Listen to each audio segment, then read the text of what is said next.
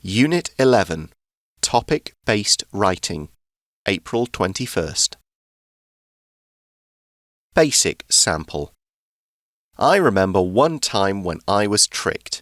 It was a couple of years ago in the 9th grade of junior high school.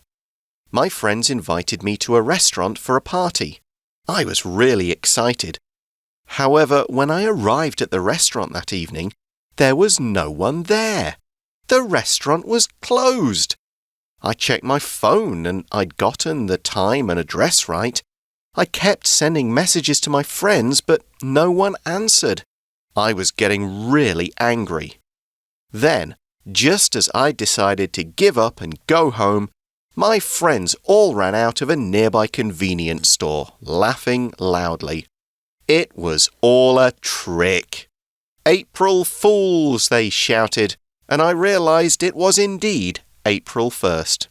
It was then that I saw the funny side and laughed with them. In the future, I'll always check the date when my friends invite me to a party.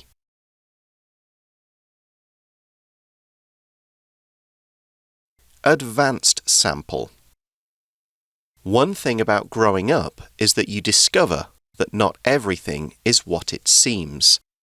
I learned this lesson when I was in the 10th grade.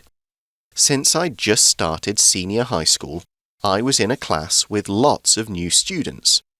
I was sitting next to a boy called Mark, and at first I thought I'd made a great new friend. He was a funny guy, and it seemed his family was quite wealthy. He said he had a swimming pool, and that his family frequently took trips abroad to exotic locations. I told all my other friends how awesome Mark was. Eventually, however, I met some students from Mark's junior high school, and they informed me he was notorious for making up stories to impress people.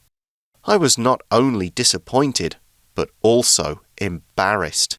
I'd fallen for every lie Mark had told me, and what's worse, I'd repeated the falsehoods.